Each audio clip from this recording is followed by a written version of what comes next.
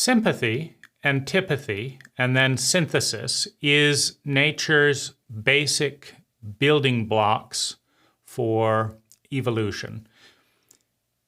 We begin by accepting the status quo blindly and unconditionally in childhood and infancy.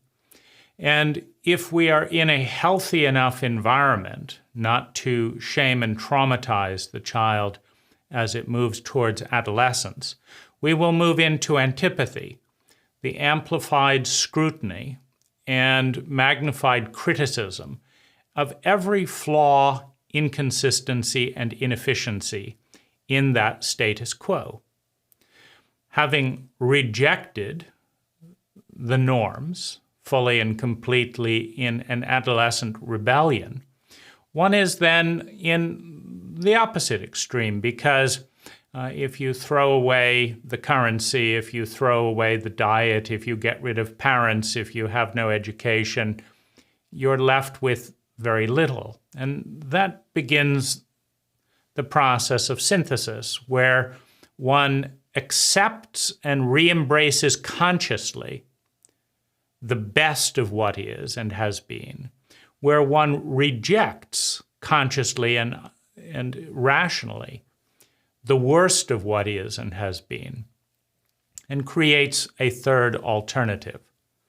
Now, in incompetent power structures where the transition to adolescent is not encouraged, we have a situation where the teenager wants to rebel, and basically the parent collapses due to incompetence. Oh, don't do this to me, please. And basically threatens the teenager with, causing their death, the loss of their job, ruining their life. And so the teenager just shuts up.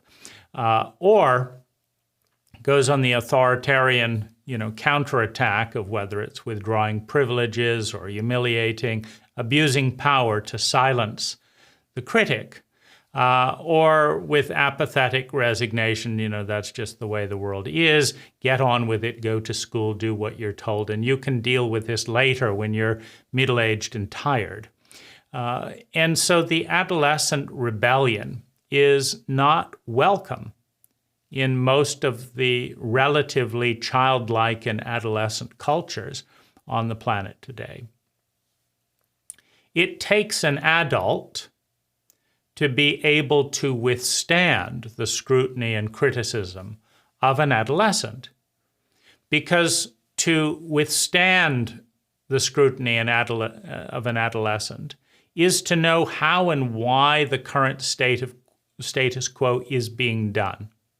Now, this is one of the problems with monolithic cults, is nobody knows why everyone says, how are you, when they don't want to know, and I'm fine when they're obviously not. Nobody knows, and nobody explains this. This is just the thing that you do. And if you want to change this cult, it's just going to upset everyone because, it's just too big. So just do it the way it's always been done. But in a microculture, in a 10x culture with 150 people or less, these types of things need to be and can be scrutinized and brought back to first principles. Is this really the best way to do things? What's the problem? And things can be iterated.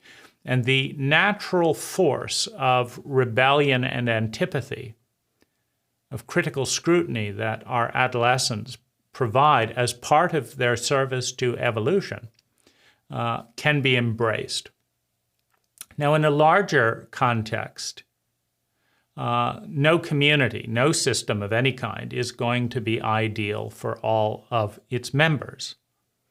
And it's important that there be a facilitation of a process of migration of some of the community members into a new and different iteration of the community. That's also evolution. It's also strength and diversity. So rather than suppressing and avoiding and punishing antipathy, the question really needs to be, have you thought it through? Are you ready to successfully rebel?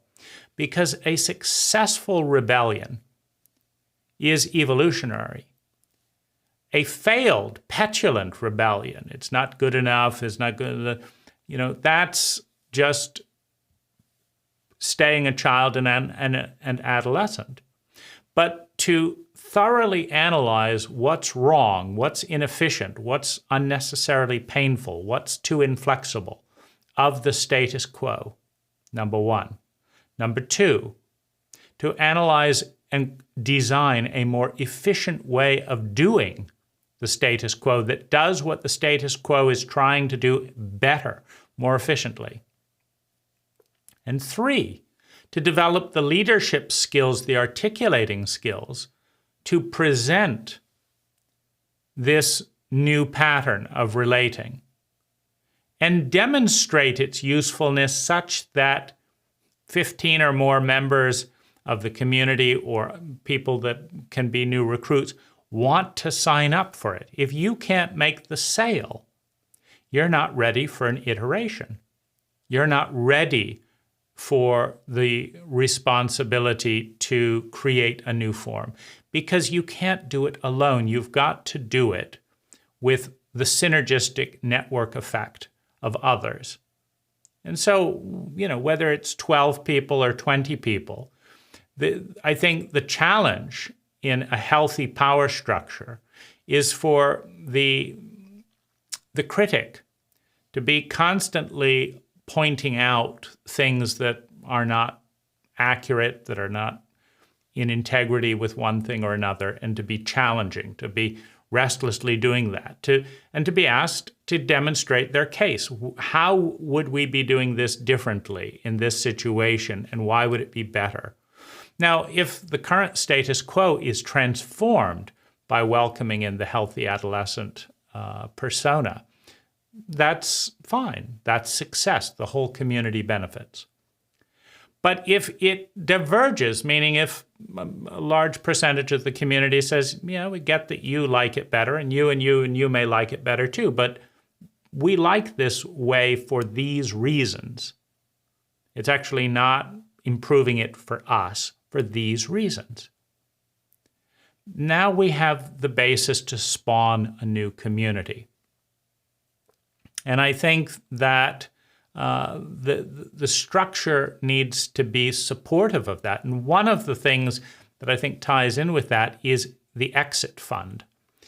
It's very important to avoid the laziness of feeling like I just can't leave, so I give up, and the helplessness or practicality of I can't leave because in a community that's not focused on maximizing income, it's focused on quality of life, to leave the community and reintegrate into a larger environment could potentially be problematic.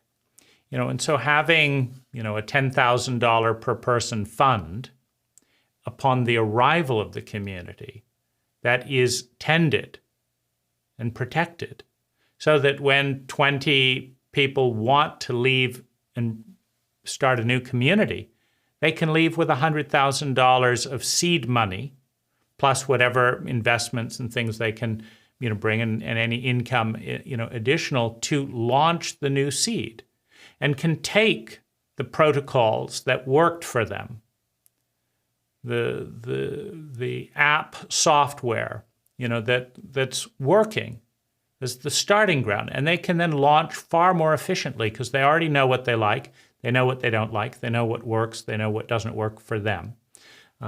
And they've got proof of concept, and they've got funds.